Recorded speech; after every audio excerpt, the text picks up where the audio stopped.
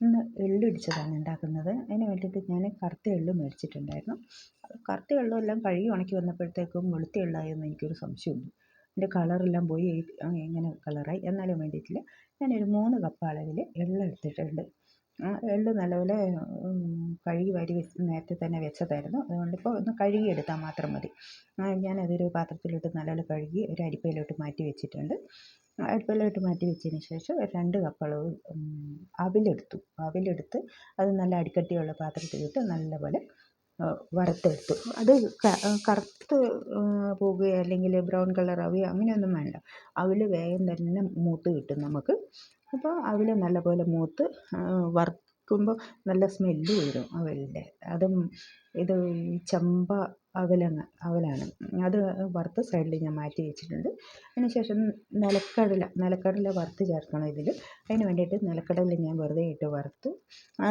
അല്ലെങ്കിൽ നമ്മളത് നെയ്യിലോട്ട് ഡയറക്റ്റ് ഇട്ടാലും മതി. എന്നാലും അത് വറുത്ത് വെച്ച് വെള്ളം നമുക്ക് എത്രയാണോ ആവശ്യമുള്ളത് അത്ര ചേർക്കുക. മധുരം കൂടുതൽ വേണ്ടവർക്ക് കുറച്ച് കൂടുതൽ ചേർക്കാം. ഞാനിവിടെ വളരെ കുറച്ച് വെള്ളം എടുത്തിട്ടുള്ളൂ. അത് ഒരു അര ഗ്ലാസ് വെള്ളം ഒഴിച്ച് ഉരുക്കി സൈഡിലോട്ട് മാറ്റി വെച്ചിട്ടുണ്ട്. അപ്പോഴത്തേക്കും നമ്മുടെ കടലയൊക്കെ പതുക്കെ വറുത്ത് മൂപ്പൊക്കെ ആയി വരുന്നുണ്ട്. മൂപ്പായതിന് ശേഷം ഞാനത് നല്ലപോലെ ഒരു പാത്രത്തിൽ തണിയാൻ വെച്ച് ചീനച്ചട്ടിയെല്ലാം ഒന്നും കൂടെ ക്ലീൻ ചെയ്ത് ഒരേ ചീനച്ചട്ടി തന്നെ ഇതെല്ലാം ചെയ്യുന്നത്. ഞാൻ വേറെ പാത്രമൊന്നും എടുത്തിട്ടില്ല. അതിന് ശേഷം നമ്മൾ ഈ കഴുകി വാരി വെച്ച എള്ളെടുക്കുക. എള്ള് നനഞ്ഞതായതുകൊണ്ട് നമുക്ക് ചീനച്ചട്ടിയിലിട്ട് നല്ലപോലെ അത് വെള്ളം വറ്റിച്ചെടുത്ത് നല്ലപോലെ ഒന്ന് മൂപ്പിച്ച് ഫ്രൈ ആകണ്ട, ഒരു മൂപ്പ് പരുവത്തിൽ ഉതിർന്ന് വരുന്ന പരുവാകുമ്പോഴത്തേക്ക് ആ പരുവത്തിൽ നമുക്ക് എടുക്കാം. എള്ള് ശരീരത്തിനൊക്കെ വളരെ നല്ലതാണ്. നമുക്ക് ഈ പ്രായമായി വരുമ്പോഴത്തേക്കും അല്ലെങ്കിൽ കൈകാല് വേദന, എല്ലിന് ബലക്കുറവൊക്കെ ഉള്ളവർക്കൊക്കെ എള്ള് കഴിച്ചാൽ വളരെ നല്ലതെന്ന് പറയുന്നുണ്ട്. അപ്പോൾ അതുകൊണ്ട് എള്ള് തിന്നുന്നതുകൊണ്ട് ബുദ്ധിമുട്ടൊന്നുമില്ല. അതിനകത്ത് അയണും ഫൈബറൊക്കെ ഒരുപാടുണ്ടെന്ന് പറയുന്നത്.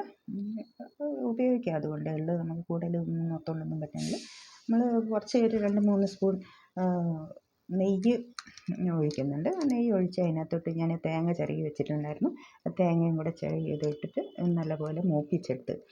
തേങ്ങ നമുക്ക് മൂപ്പിക്കാതെ ഇടാൻ പറ്റും. എന്തുകൊണ്ടാണെന്ന് വെച്ചാൽ വേഗം തന്നെ ഉപയോഗിച്ച് തീർക്കാനാണെങ്കിൽ തേങ്ങ അധികം മൂക്കേണ്ട കാര്യമൊന്നുമില്ല.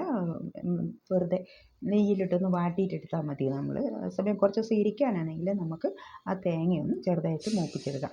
അതിൻ്റെ കൂടെ അണ്ടിപ്പരിപ്പും മുന്തിരിയും കൂടെ ചേർത്ത് അതും ചെറുതായിട്ടൊന്ന് മൂപ്പിച്ചെടുത്ത് ഈ വറുത്ത് വെച്ച കടലയും കൂടെ ഞാൻ അതിനകത്തോട്ട് ചേർത്തു. നെയ്യിൽ ഇതെല്ലാം കൂടെ ചേർന്ന് നല്ലപോലെ ഒന്ന് മൂപ്പിച്ചെടുക്കുമ്പോഴത്തേക്കും നമുക്ക് നല്ല ഒരു ടേസ്റ്റ് വരും. അതിന് വേണ്ടിയിട്ടാണ് ചെറുതായിട്ട് അതെല്ലാം കൂടി ചേർത്ത് അതിനകത്തോട്ട് ഇട്ടത്. ഇത് ചെറുതായി അവിടെ ഇരുന്ന് മൂത്ത് വരുമ്പോഴത്തേക്കും നമുക്ക് നേരത്തെ വറുത്ത് വെച്ച അവലെടുത്ത് നല്ലപോലെ കൈകൊണ്ട് നല്ലപോലെ അത് പൊടിച്ചെടുക്കാം.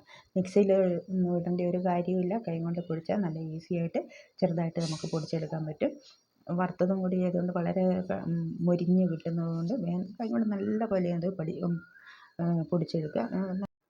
പൊടിച്ച് മാറ്റി വെച്ചതിന് ശേഷം പാത്രത്തിലോട്ട് നമ്മൾ എള്ളിട്ട് കൊടുക്കുന്നുണ്ട്. ചീനച്ചട്ടിയിലോട്ട് എള്ളിട്ട് കൊടുക്കുന്നുണ്ട്. എള്ളിട്ട് കൊടുക്കുന്നതിൻ്റെ കൂടെ തന്നെ നമ്മൾ വെല്ലവും ചേർക്കുന്നുണ്ട്. ഈ നമ്മൾ പാവ് കാച്ചി വെച്ച് വെള്ളം ഇതിനകത്തോട്ട് ഒഴിച്ച് കൊടുക്കുക. അതിന് ശേഷം നല്ലപോലെ ഇളക്കുമ്പോഴത്തേക്കും തന്നെ ഇതിൻ്റെ കളറുകളൊക്കെ മാറും. നല്ലപോലെ ഒരു കോഫിപ്പൊടി കളറാവും.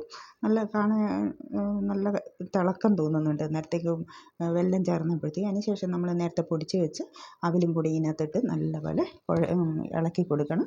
നല്ലപോലെ ഇളക്കി നല്ലപോലെ മിക്സ് ആവണം. അവൽ ഒന്ന് ഇതിനകത്തോട്ട് കിടക്കുമ്പോഴത്തേക്കും ഒന്ന് കട്ടിയാവും. അത് കുതിരുന്ന പോലെയായിട്ട് ഒന്ന് കട്ടിയാവും. അവലായതുകൊണ്ട് നല്ലപോലെ ഇളക്കി ഇതാവണം. ഈ വെള്ളത്തിൻ്റെ കൂടെ ചേരുമ്പോൾ ഇതെല്ലാം കൂടെ നല്ല കട്ടിയായിട്ട് നല്ല ഉതിർന്ന് നല്ലപോലെ പൊടിയായിട്ട് വരും. അപ്പോൾ അതിന് ശേഷം നമ്മൾ 1 സ്പൂൺ നെയ്യ് ഇതിനകത്തോട്ട് ഒഴിച്ച് കൊടുക്കുന്നുണ്ട്. നെയ്യ് ഒഴിച്ച് കൊടുക്കുമ്പോൾ ലാസ്റ്റ് നെയ്യ് ഒഴിച്ച് കൊടുക്കുമ്പോൾ ആ ഫ്ലേവർ ഉണ്ടാകുമ്പോൾ ഒരു പ്രത്യേക ടേസ്റ്റാണ്. അപ്പോൾ എല്ലാവരും ട്രൈ ചെയ്ത് നോക്കുക. Thank you.